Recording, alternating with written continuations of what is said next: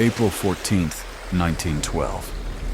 The North Atlantic is calm, the sky is clear, and the air is bitterly cold.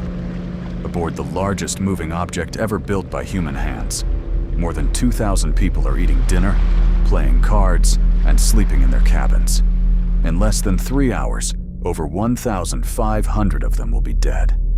This is the story of how the unsinkable ship sank. The RMS Titanic was built by the White Star Line in Belfast, Ireland, and launched in 1911. At 882 feet long and weighing over 46,000 tons, she was the largest ship in the world. She had 16 watertight compartments, and her designers boasted that she could stay afloat with any 4 of them flooded, earning her the nickname Unsinkable. She carried 3 classes of passengers: wealthy elites in first class, middle-class families in second, and emigrants seeking a new life in America in third class, along with a crew of about 900. On her maiden voyage from Southampton, England to New York City, she carried roughly 2,224 people. But the ship had a critical flaw. There were only enough lifeboats for about half of them. Maritime regulations at the time were outdated, based on ship tonnage rather than passenger count, so Titanic technically exceeded the legal requirement, even though it was nowhere near enough. Throughout April 14th, Titanic's radio operators received multiple ice warnings from other ships in the area. Some of these messages never reached the bridge.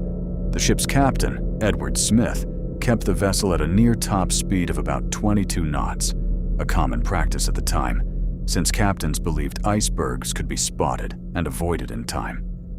That night, the temperature dropped.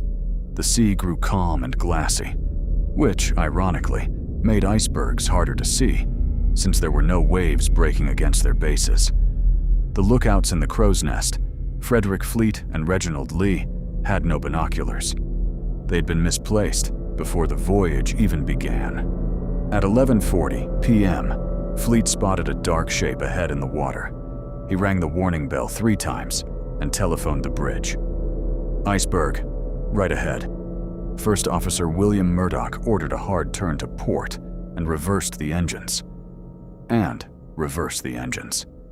But Titanic was too large and moving too fast to avoid the collision entirely.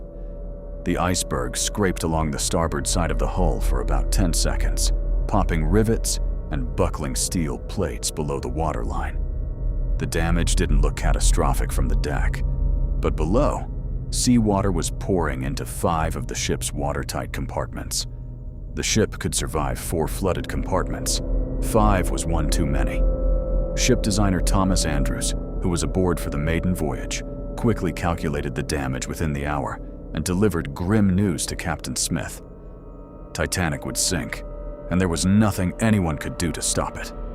At around 12:05 a.m., Captain Smith ordered the lifeboats uncovered and passengers mustered on deck.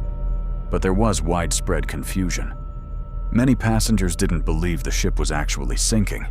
It seemed too large, too solid, too unsinkable to fail. Some initially refused to board the lifeboats.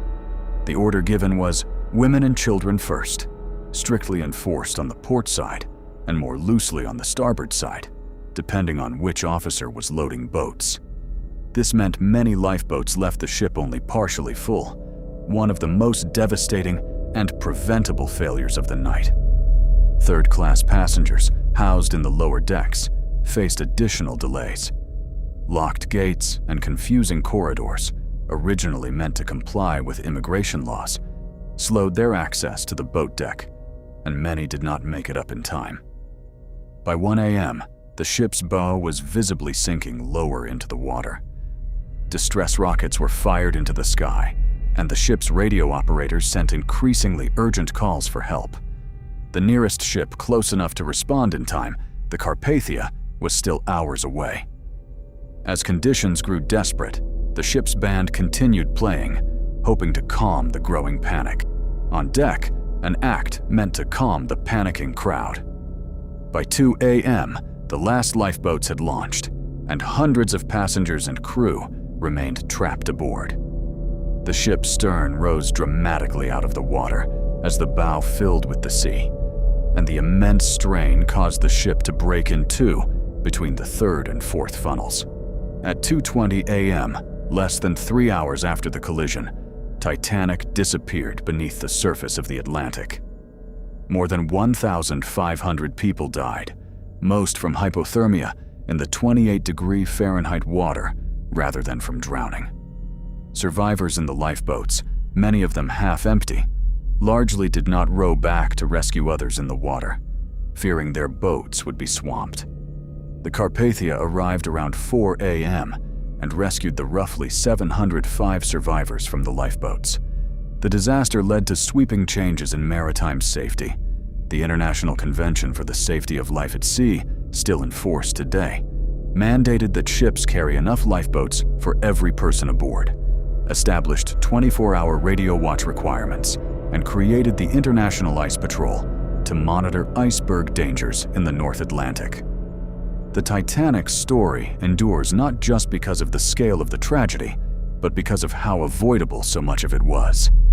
Enough lifeboats, heated ice warnings, slower speeds in dangerous waters. Any one of these might have changed the outcome.